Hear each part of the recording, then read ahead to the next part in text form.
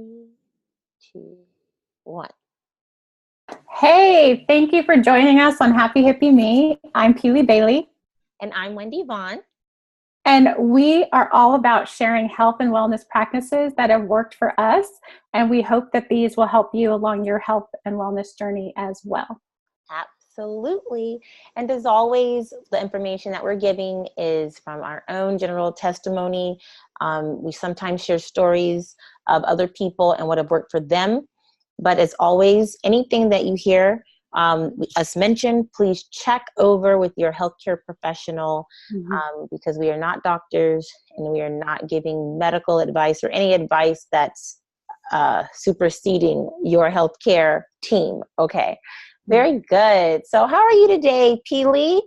I'm doing well. I know, I don't know if you've been watching the videos, you might have noticed that there's something a little bit different about me today. Yes. So go ahead. Are those the Senegalese? These are the Senegalese twists, and I would just like to say thank you to all of my YouTube naturalistas who post all the different videos about how to do your hair and how to do protective hairstyles. And I basically went to beautician school on YouTube looking for videos that were easy enough that I could do it myself. I wanted a different hairstyle for the holidays as we're going into the last few months of 2018. Isn't that crazy? Wow, that is unbelievable. It has been a wonderful year. It has been a wonderful year. 2018 has felt so good. Absolutely. But yeah, so anyway, I woke up this morning and my hair was different. And then I just, all of a sudden I was like, you know what? I think I'm going to do it. And my husband's like, really? Like right now? And I'm like, yes, I'm going to do it. So it took you how long? Well, let's see. What time did we talk on the phone this morning? That was pretty early, but you were already quite a ways. Oh no, did you just start at that time? I had just started when we were talking. Yeah. Nice. So it was about 10 o'clock, I guess. So 10 a.m. Started at 10 a.m. And I got this done. We won't talk about what's going on in the back. But I got it done enough to be able to do this video, and it will be done the rest of the way before tomorrow, which is Thanksgiving. Yes. Happy Thanksgiving. Happy Thanksgiving, everyone. Yeah, so excited about that. And also, I think it's funny because the last few videos you've had the braids. I did. I had so it's like we have changed. I took it out. I'm sporting my normal bun again. The braids are super fun. Yes. So today we are going to be talking about something extremely timely with, of course, our holiday season, our Thanksgiving season. We're in the spirit of giving thanks and gratitude for all of what 2018 has brought and just in our lives in general. But we really want to celebrate our present, really bring ourselves to the present moment and think about what we're very excited about and grateful for right here and right now. I think that's really timely. This is a topic you brought up and I was like, yes, perfect. Yes. Yeah. Yeah. So I mean, honestly, it's a practice, right? Gratitude is a practice. And it's also a mindfulness practice. So why do you say it's a practice? Why? And what's mindfulness? Well, it doesn't come naturally to be grateful. When you get something that you want, most of the time, I don't know if this is just, I know it's not just me, so I'm not going to even say that. But most of the time when I have really wanted something and then I get it, it's like, okay, now I can put that on the shelf. And now my attention and affection and, laser focus goes towards something else that I want. And so it's always being in this constant state of wanting and not being fully fulfilled, never being fully satisfied, satiated. It's this insatiable need to have more. And I think that I was listening, there was this documentary it was on Netflix, but it was of this photographer who basically went to India and photographed a bunch of yogis, right? And then the documentary was behind the scenes talking to some of these yogis. And one of the things they said was that, the problem with Americans or with Western philosophy or the Western thought is that we always want more. We're always living in a place of, I must have more, there must be more, I need more. And so we're never able to just appreciate what we have, the life around us, the people that are, in our lives, the things that we do have in our lives, and having that ability to enjoy what we have and be satisfied with what we have is something that is not really in our culture to do. And so it becomes this new practice, right? Which I believe is why like yoga and meditation and mindfulness is getting this big front stage, So when you say, sorry to cut you off, but when you say mindfulness, I'm just bringing this to a head because it's a huge topic and buzzword and everyone's using it. Am I right in thinking that mindfulness means just being aware of where your thoughts go? Is that what mindfulness is, or what exactly is it, if you had to give a definition? Wow. So, there's a lot of people much smarter than me that are still defining this, right? What is mindfulness? But I do appreciate that question, because if I have to define mindfulness for myself, which I believe that we all need to define it for ourselves, it is having an awareness of what's going on inside. So I feel that, part of mindfulness is that self-awareness piece.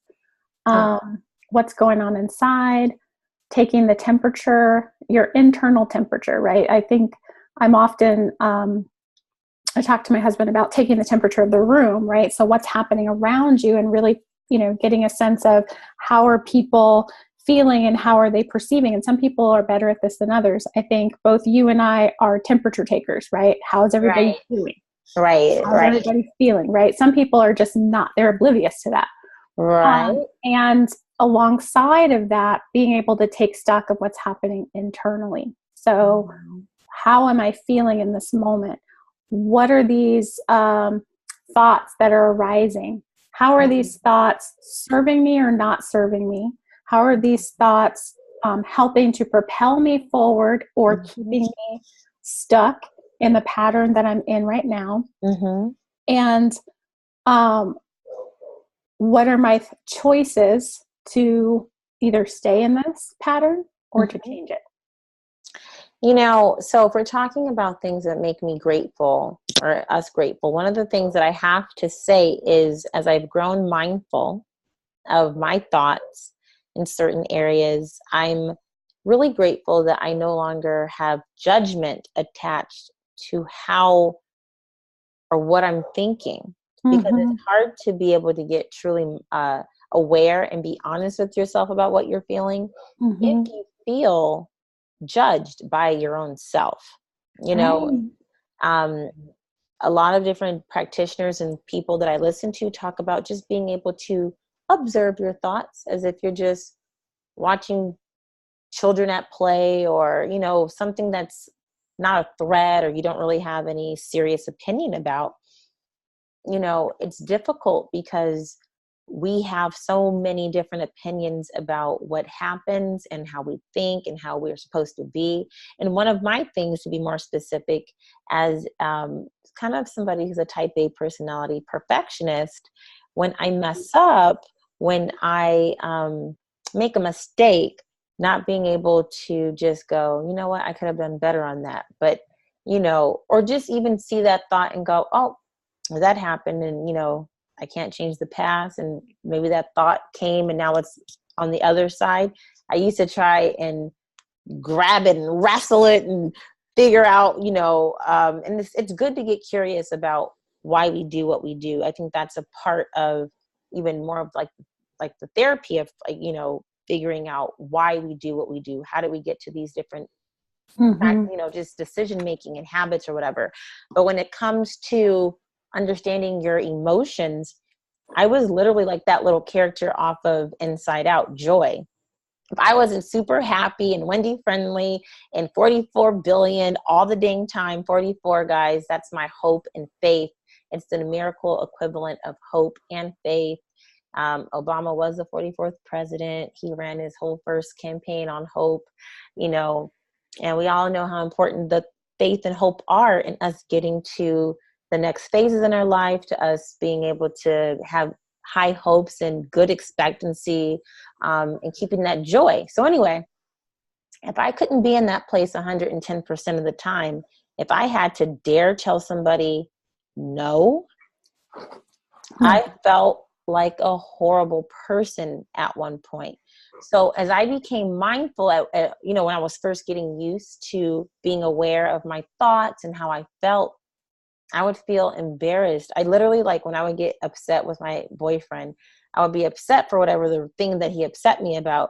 And then I'd be upset that I was upset, because I felt like I needed to just be over it and be happy and be like, you know, and a lot of times that is the end result. You're going to eventually get over it. But if you never allow yourself to go through the just emotions of being human, right, it's going to suffocate you after a while. So I'm grateful and being at a place in my life where I can really fully just admit, at least to myself, this is how I feel. And then, you know, not judge myself for it. Yeah, I mean, I'm grateful for that too. And I do totally resonate with that, you know, just feeling like almost like your voice doesn't, you know, doesn't matter, right? Like how you feel in the situation doesn't matter. It's about everybody else. And when I came to the point of recognizing that I had to take care of me first, and then I can take care of everyone else, and I could concern myself with their emotions once I had worked with my own. Once I understood my own, I was better able to relate to the fluctuations of emotions and the mindsets of other people, because I'm like, oh yeah, I've gone on that journey. I know what that's about, you know, and I found that I was able to have more compassion, even in situations where I was made to feel uncomfortable because someone else maybe was not operating in mindfulness and were doing things that were encroaching upon my, you know, safe space, but able to first, you know, recognize, okay, I need to back up so I can keep my safe space. And then also extend grace and extend, you know, I understand that they're going through whatever they're going through. I don't need to stay in this and allow myself to be hurt, abused, beat up, but I can still operate in love, compassion, understanding, empathy for where they are. And I felt like that's something that I'm grateful for, just being able to articulate that and really feel that, you know, like really understand that, really feel that. Let's see. I'm grateful for, I'm happy. I'm really happy. And that is awesome. And I am grateful for that. And maybe you heard in previous videos where we talked about a little bit of my journey with that. And so it wasn't always the case. I wasn't always able to say that I was happy. I could always smile and I could always put on the face, but internally I was not doing well.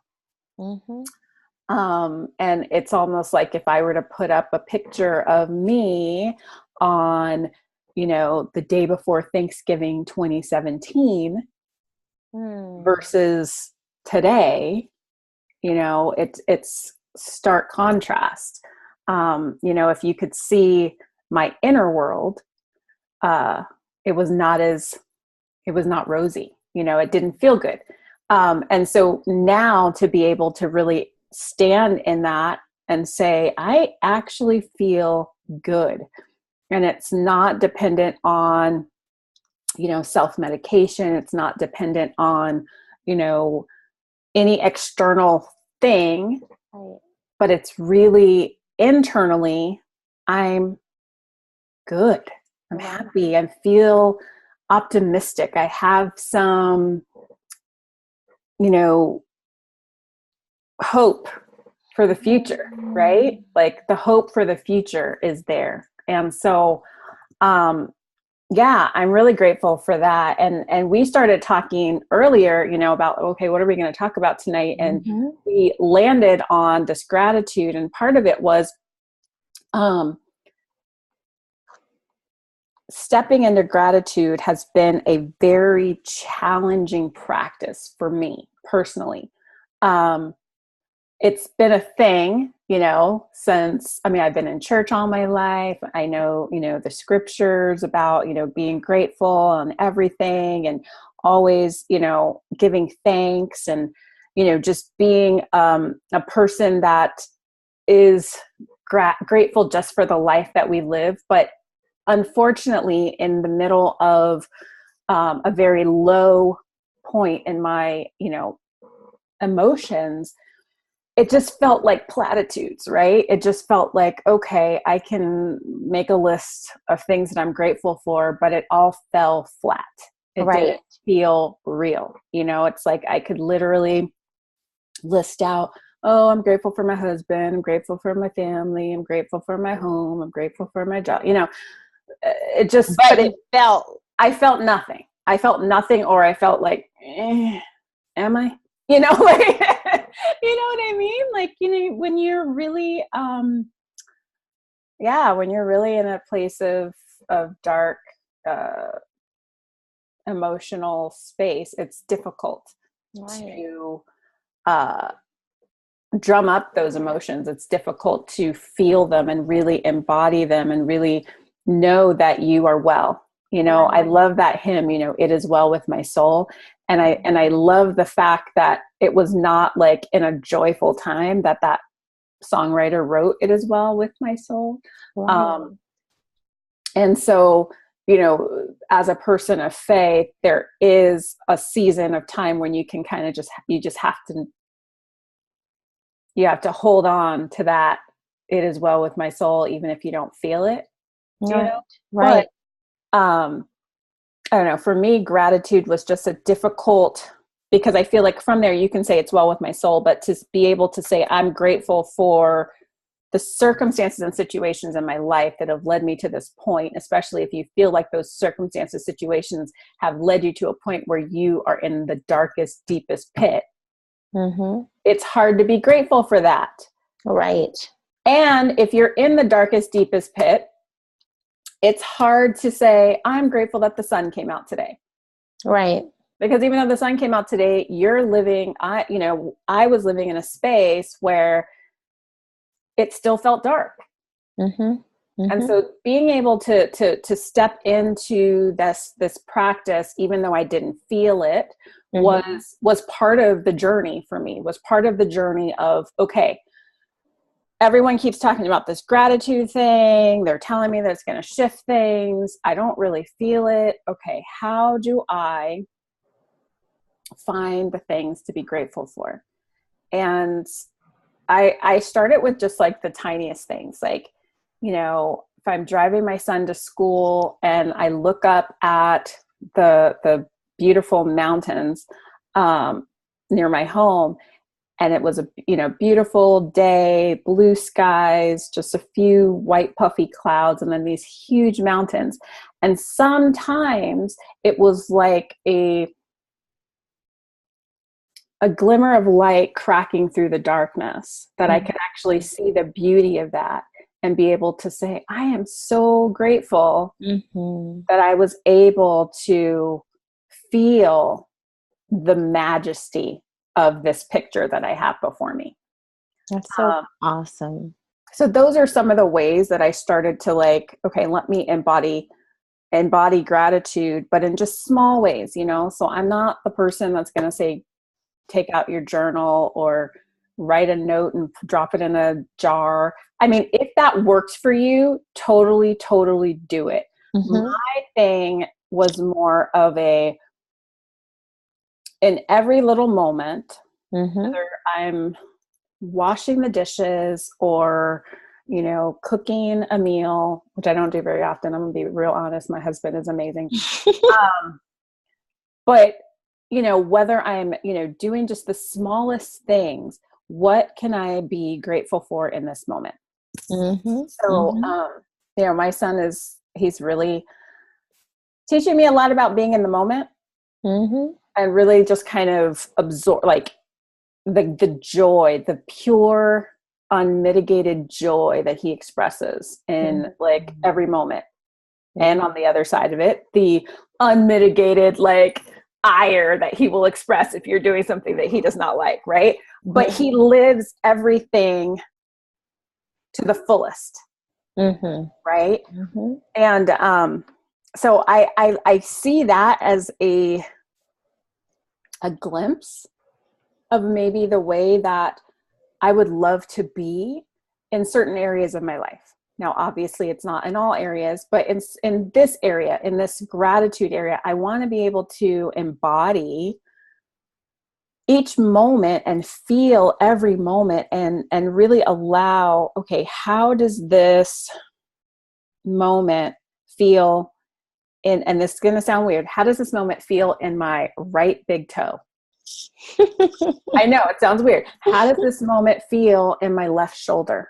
How am I feel like, because I want to embody it. I want to get out of my head. Right. I spend so much time there and I want to get out of my head and I want to be in this moment and fully feel every thing that I could feel, every vibration that I can feel in this moment. Right.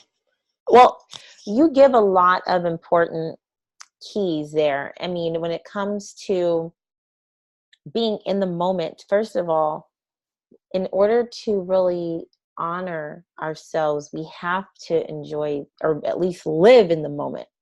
We don't necessarily always enjoy everything that's happening right then, but we at least have to be present. I think that's why pain is so key to life, because it brings you to that moment. If you weren't thinking about your big toe or your pinky toe and you stub it on something, that's the only thing that matters in that moment. It brings you to feel something. And I'm telling you, depending on the traumas, the dramas, and the different things that we've gone through in our lives, I mean, if you're doing like this does not hurt me right now. But if I do this for the next 24 hours nonstop, eventually that's going to bore some type of a mark. Just rubbing, and it might get a little numb. So depending on how we are, and we're all very unique individuals. So the way that somebody experiences the present may look different from the way somebody else does. So it doesn't necessarily mean that we're going to look the same in the moment when we're experiencing our moment. So finding what's authentic for ourselves, most certainly, but honoring the moment is honoring the self. And when you honor yourself, that is literally the answer to shame. Shame is what Dr. Mario Martinez talks about as one of the 3 archetypal wounds that across cultures, races, creeds, whatever, all human beings are dealing with one of 3 or maybe 2 of 3 different wounds. There's abandonment, shame, and then betrayal. The healing field for shame is honor. And when you honor your mother or father and you do things like maybe you wash their feet or you slow down and you listen to them when they talk, or how often are we doing that with our days and what we're doing? Are we really putting all of us into it, or are we multitasking? Because a lot of people in our culture value multitasking. And so you might think that you're a little bit slow or off if you can't do 3 things at once: juggle, cook, and read, let's say, and then wonder why you're not really good at any one of those and wonder why you feel unfulfilled, because you weren't able just to fully be focused in one place. So the way we honor our present has everything to do with the steps toward understanding gratitude and loving the self.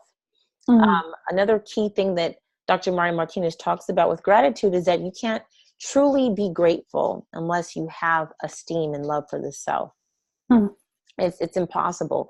And the way that you actually build your esteem and love for self is to spend time with yourself, and then also do things, get to a point of mastery of certain things, even if it's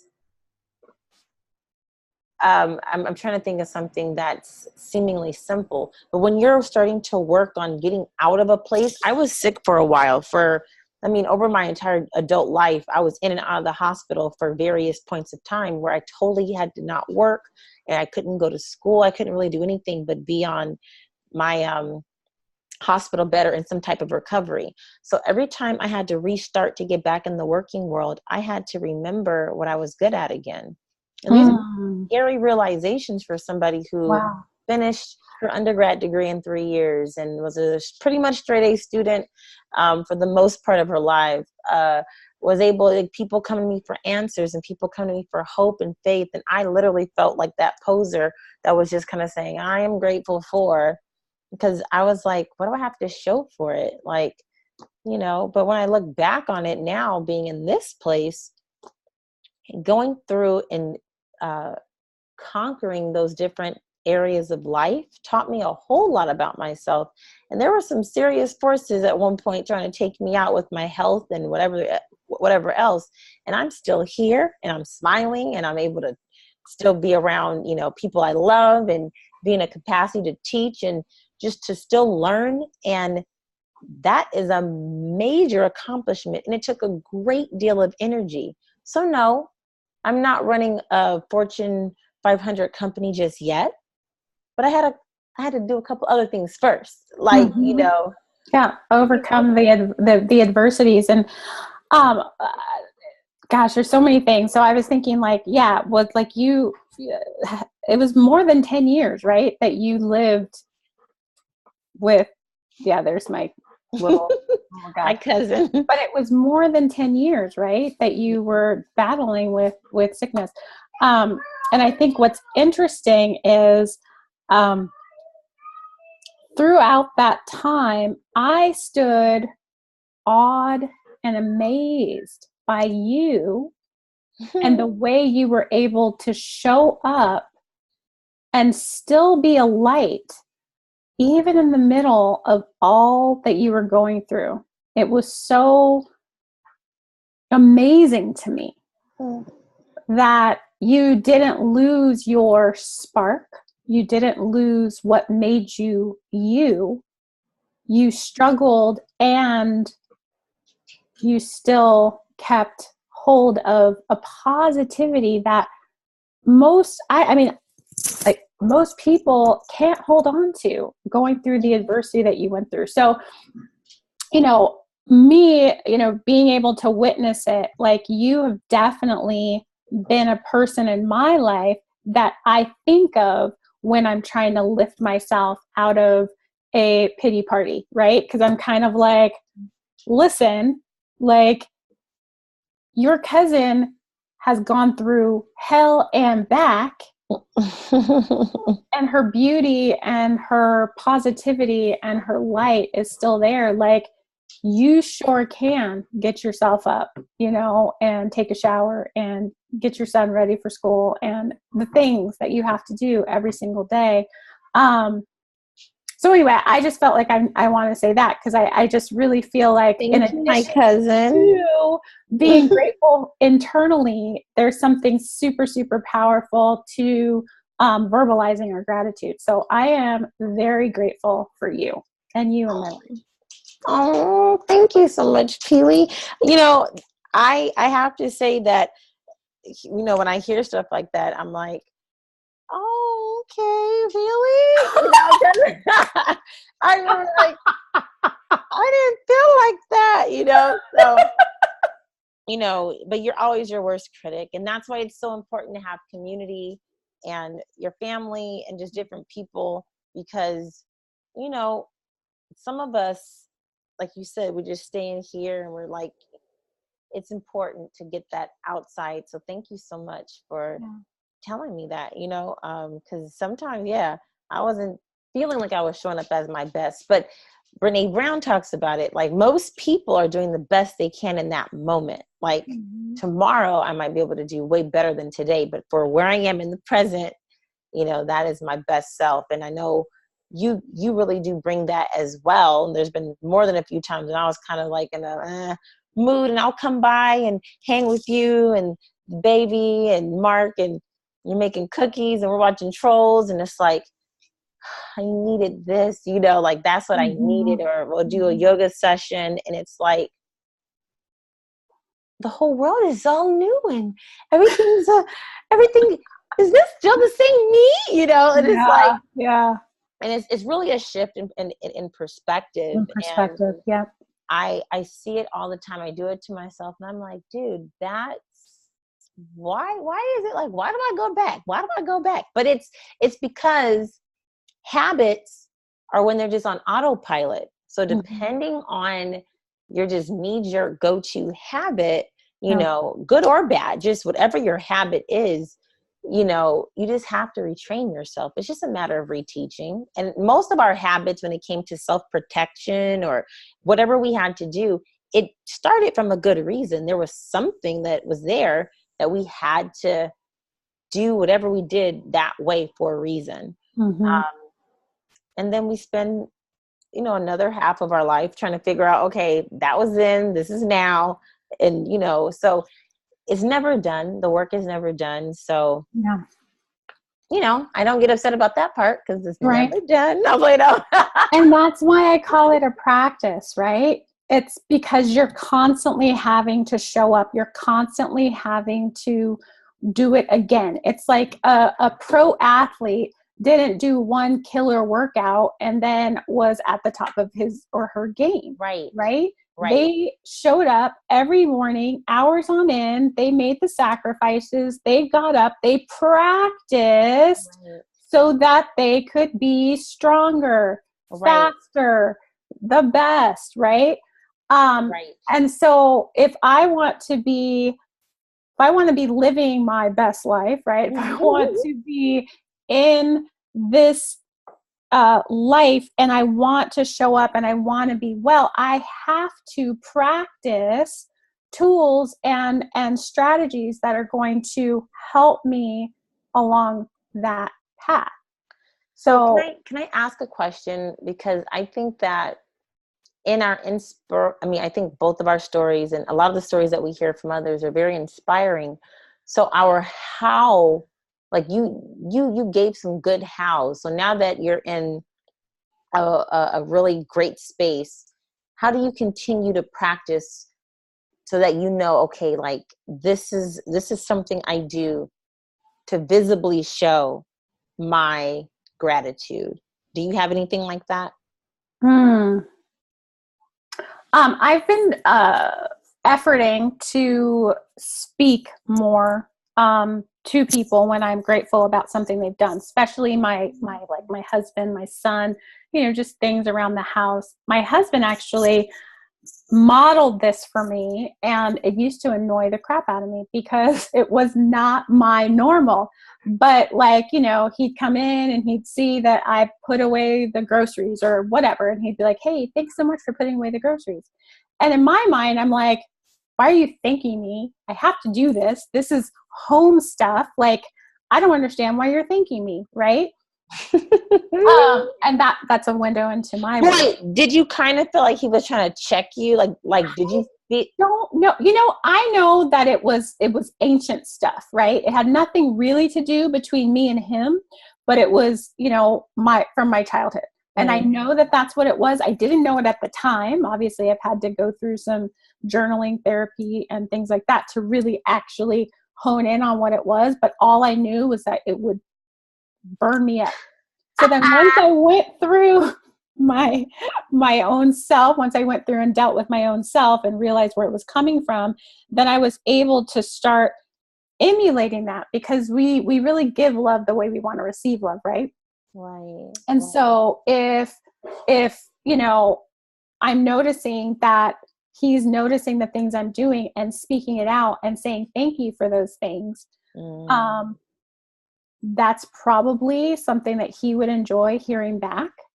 And so I had to learn how to say those things, how to speak them out, how to not take them for granted.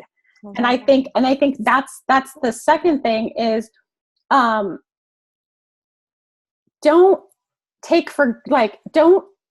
poo-poo the small things.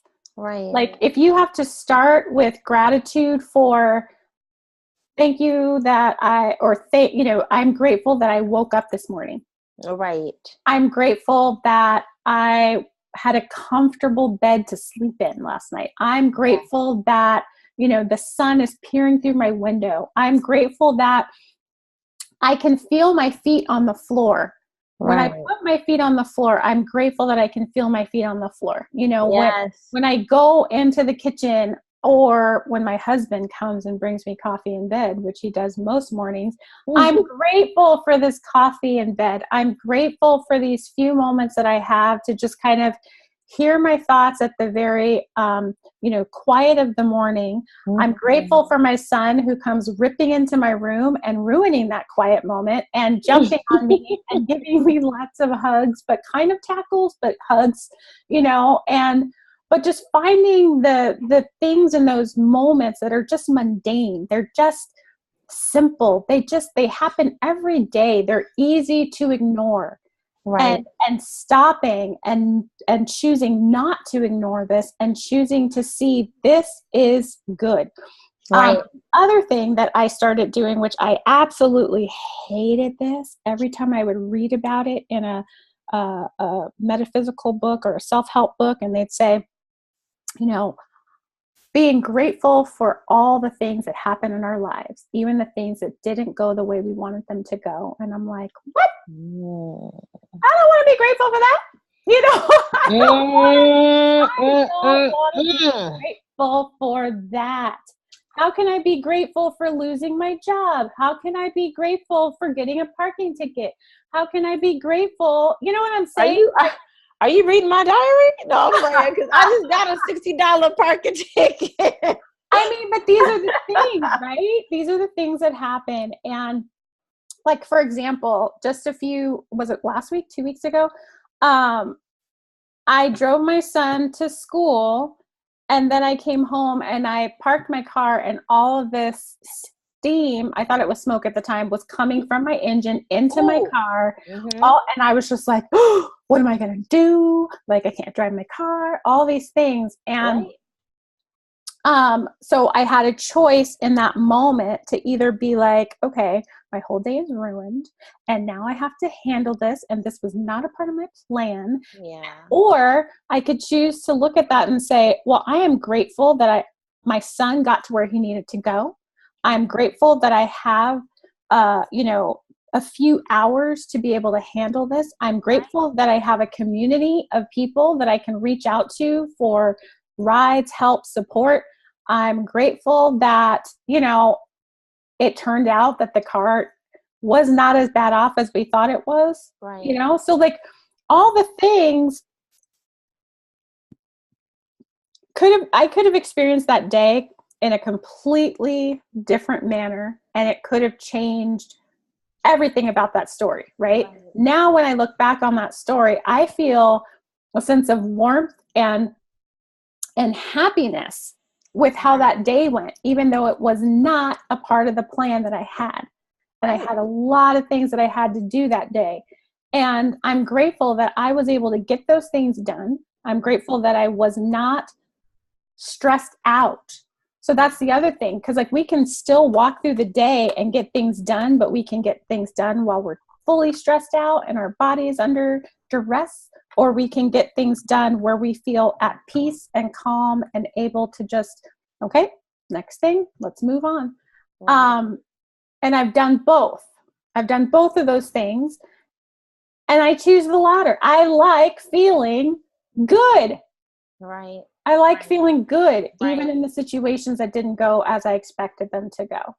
So I would say that was probably one of the hardest things for me to really wrap my mind around. gratitude when bad things happen. But you know, that is actually so beautiful because you were putting that into practice. So you talked about expressing with words your gratitude for the things that people close to you do that are like simple. And then you had this situation which someone else can look at it, like the way my boyfriend is, he's a man's man. So when I speak to him about certain things, and I'm not really talking about a solution, but I'm just expressing like how I felt about it and like the feelings. And he's like, well, let's just call AAA. And I'm like, yeah, but I mean, what I'm explaining, babe, is that like I had all these things. And so like my triumph, you know, he may not be able to understand quite because he just is trying to get straight to the fix. He's not really worried about the process that it took there, because for him, that's a small thing. That's actually, it's a non sequitur. Like it's not significant rather, but right. I totally understand where you came from with that.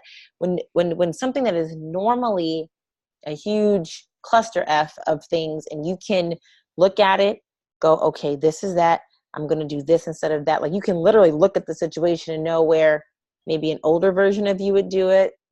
And now a more conscious, mindful version of yourself is doing it. That's a great practice. That's a great triumph. And that's, I don't know if that's mindfulness, but that's most certainly. Is. It's part of it. It's mindfulness. It's self-awareness. I like when you were talking about being curious about the thoughts that you're having about certain things and just kind of being an observer of self, like that is huge. Right. I think of it as kind of my thoughts in a fishbowl, right? And so as the fish are moving back and forth and I'm watching them, I'm not attached to that blue fish who went over there and then came back over here. Like I just see the fish is moving and I'm just observing the whole fishbowl. Right. You know, I'm not following one thing around. And so I definitely think that part of being mindful is the ability to kind of step back from a situation in the moment, right, and make a choice. Okay, how am I going to respond to this moment? And not react. Yes. Being proactive. Absolutely. That right there is so important. I find myself doing that with certain things too. And I'm little, I mean, it sounds kind of funny, but like, you know, on The Simpsons, when Homer is like in a conversation and then all of a sudden like the camera goes up to his brain, he's like, uh-oh, I didn't eat breakfast this morning.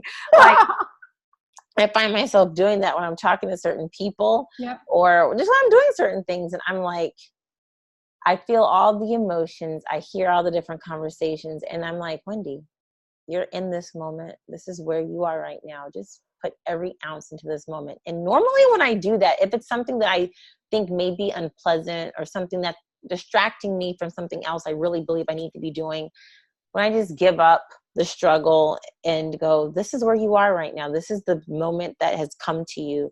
Just be in it. Every time I do that, it's like a quick interaction. It's like, oh, okay, thanks, bye.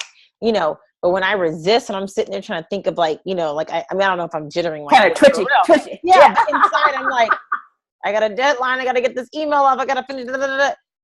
Every time I do that, it feels like whatever I term the distraction at that moment is just like going on. And my resolve is just losing it. I'm like, ugh. And it's debilitating. So giving into the moment, you know, that you're in, that once again, being present. And then one of the things I'm more grateful for is being more comfortable with saying no. And no sometimes comes in the terms of, hey, I need to get this done right now. Can I just go ahead? Cool. See, I'm a different sort because when I see someone down going like this, I keep it short because they're clearly in it. Yeah. But not everybody does that. Nope. So I used to get mad because everybody wasn't like me. Yeah. Like, I get that. You want to have this conversation about who shot John right now? You know, but guess what? People aren't mind readers. I mean, honestly, they aren't. And sometimes after you tell them and they still don't get it, it's like that person who you actually picked up the phone because you're like, you know what, I've ignored this call so much. Let me just say, okay, you have the quick call. You're like, okay, well, I have to go. And then they go, oh, one more thing, that used to Yeah, because and I think that's what we're afraid of, which is why we're like, guards up, guards up, guards up. What do you want to say? What do you want to say? Like don't talk too much.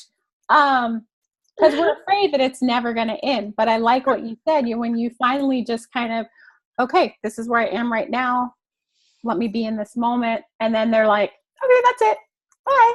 And you're just like, literally, because what you resist will persist. And I mean, it's true. In our conscious mind, in the law of attraction, what they talk about, and this is also in the Bible, it's biblical for those of you who think the law of attraction might be spooky or something that's ridiculous. But what you focus on is normally what comes your way. I don't want to get hit by a car. Yeah, I don't want to get hit by a car, or I don't want to be late for work. I don't want to be late for work. And it seems like despite your best made plans, no matter what happens, that car accident that happens on the way, detours your route and you're exactly 20 minutes late. Or, just something that you were trying to avoid because that's what you were focused on and you're coming from a place of fear. I do realize that life has taught me to, there is healthy fear. And then there's, of course, the fear that's just like paranoia or anger that has no real basis other than it, you're just kind of freaking out. So you have to be able to, okay, bring that in, go, hey, right now, everything's fine.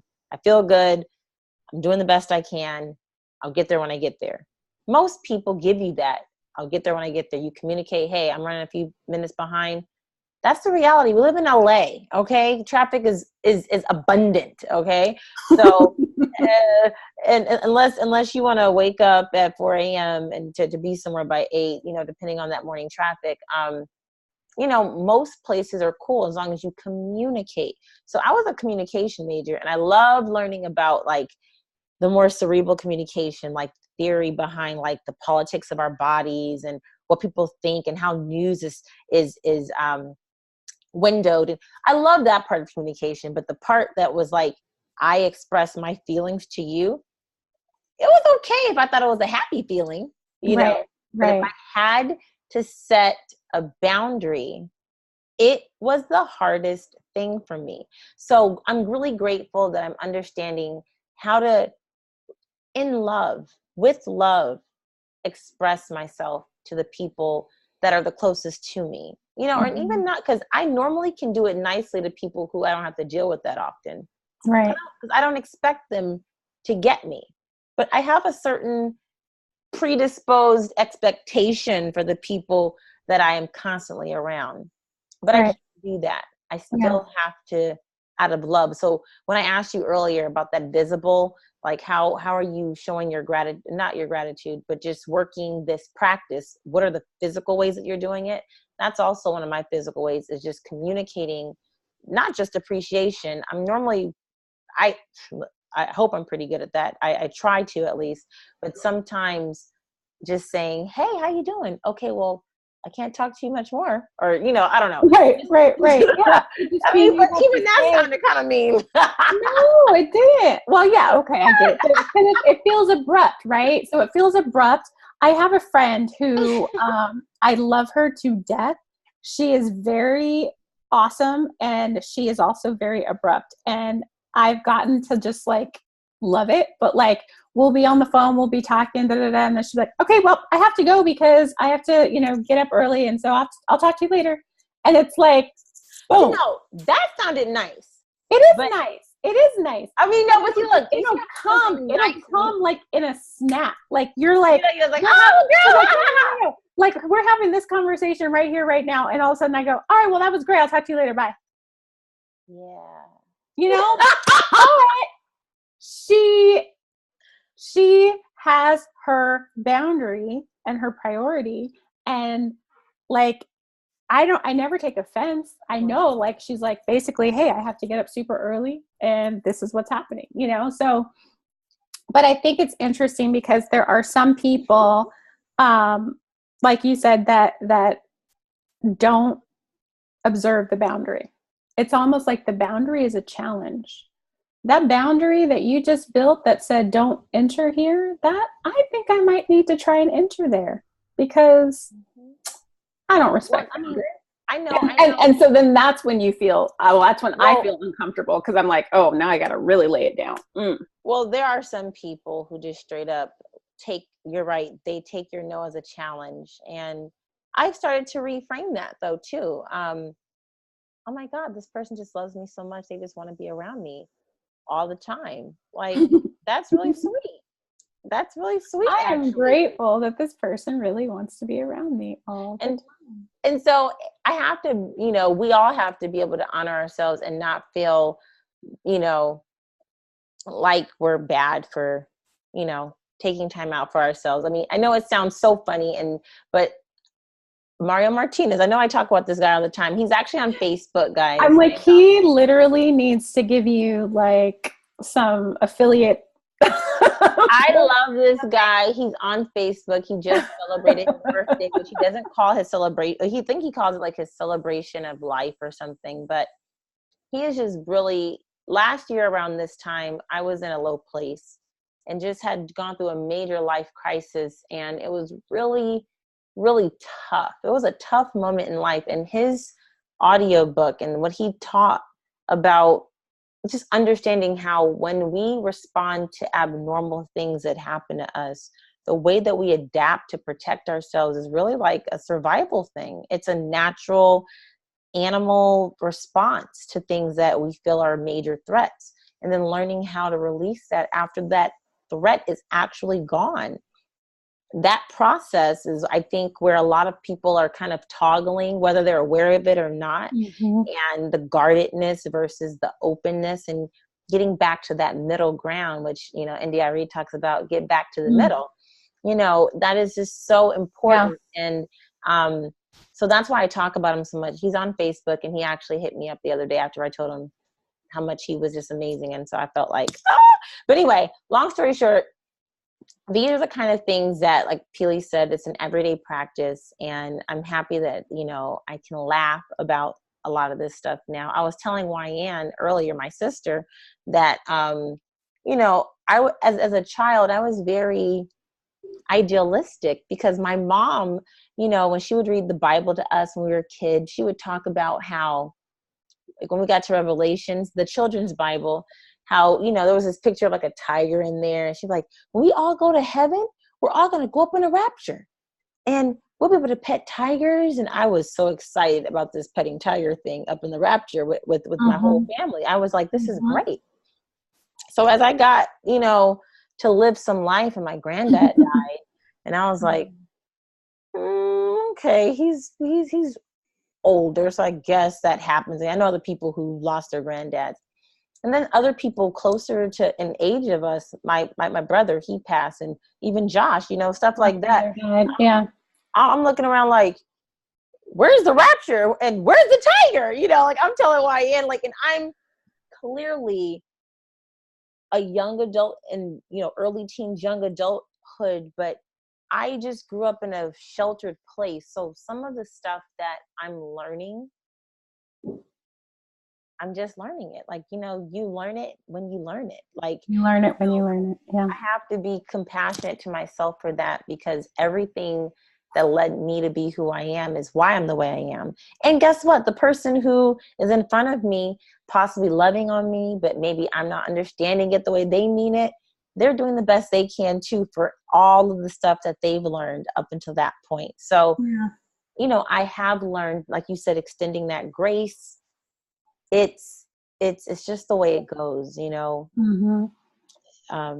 don't know if there's anything that. So just like, okay. So as we're starting to wrap this up, because we, I don't know if you're doing some cooking, but I'm sure people are getting ready to do their cooking and all that good stuff. We're going to be around family. We're going to be celebrating. We're going to be having however you choose to celebrate your Thanksgiving, or whether you celebrate it. You may be from a different country when you're watching this, and maybe you don't celebrate Thanksgiving. But I have been asking people to finish the sentence. And so I'm going to ask you to finish the sentence. And I'm going to invite anyone who is watching this video to finish the sentence in the comments below. Yay. So Thanksgiving is not Thanksgiving without.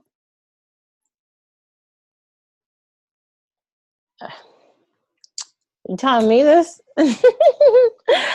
I gotta say, it's not Thanksgiving without dressing. But when I say dressing, I'm thinking about my mama, my grandmother, who this necklace belongs. Wait, tell us the difference. I mean, I know everybody watching, you probably know the difference, but I am married to a white person and he believes in stuffing.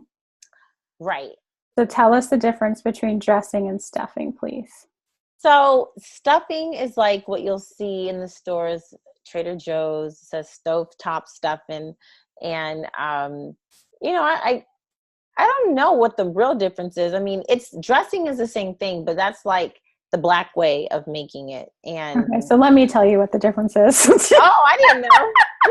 Okay, so stuffing apparently is like made with like breadcrumbs, right? So like it's usually made with like Wonder breadcrumbs or white breadcrumbs, right? And then like spices and whatever. And then dressing is made with cornbread.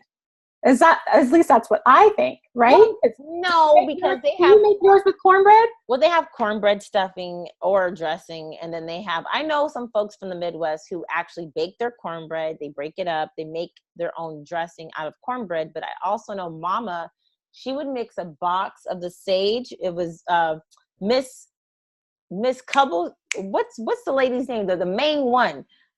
Dang. Okay, I'm gonna find this and put it in the comments or the description. Don't trip. But long story short, it was one box of the sage and one box of the cornbread. And I mean, she would put it in the turkey and all that stuff. It's technically the same stuff, but you can have cornbread stuffing or sage. So maybe I'm wrong. Maybe I need to go apologize to my husband. But I was basically telling him, I was like, no, stuffing is not what you do. Cornbread dressing, okay, that's what we do. And I think the other thing is stuffing. It used to be what you would actually stuff the turkey with. Like you would put it inside of the turkey for the flavoring. But I think with the salmonella risk, we've stopped doing that. And so now it's kind of on the side, something that you cook separately with the juices or whatever. But anyway, I don't really know because I try not to cook for Thanksgiving. I try to go to somebody else's house where I have been invited. So then you got to answer it. What is yours? Thanksgiving isn't Thanksgiving without. All right, let's see. Thanksgiving isn't Thanksgiving without. I want to say macaroni and cheese, but now we don't eat the macaroni and cheese, so now it's going to be the cauliflower and cheese, like the macaroni and cheese a la cauliflower. Yes, that stuff is the bomb. Yes. And I mean, really, just all the sides, because for like 10 years I was a vegetarian, and like I lived for the Thanksgiving sides. Are you kidding me? Mm-hmm. That is good living, okay, as a vegetarian. If you just get all those bountiful sides, and like we were a household where there would be a lot of vegetable sides, right? So it was less starchy, mostly, vegetables of different flavors. And and then my husband, he really wants to do the whole thing. It's like a tradition to do the turkey. So basically he bought a turkey that he is going to cook on Friday or Saturday, something like that. So I was just like, so we're not getting out of the whole cooking and having to clean up, because like you're just going to do it a couple days later. Yes. I'm like, okay, a party ain't a party. Exactly. I like that. So, well, yeah.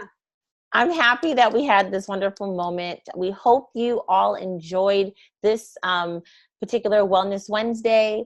Happy Thanksgiving once again. If you have any questions at all, you can definitely contact us via this page. You can go to our Instagram, which is at Happy Hippy Me. And definitely reach out to us if you have any questions. We're really happy to answer anything you may want to know. Yeah. And also, we would love to know what you would like us to talk about. So that's another thing that you could leave on our Insta page or right here on the comments below. Absolutely. Okay. Well, happy Thanksgiving, everybody. We'll see you next week. Happy Thanksgiving. Yes. Bye-bye. Oh, wait.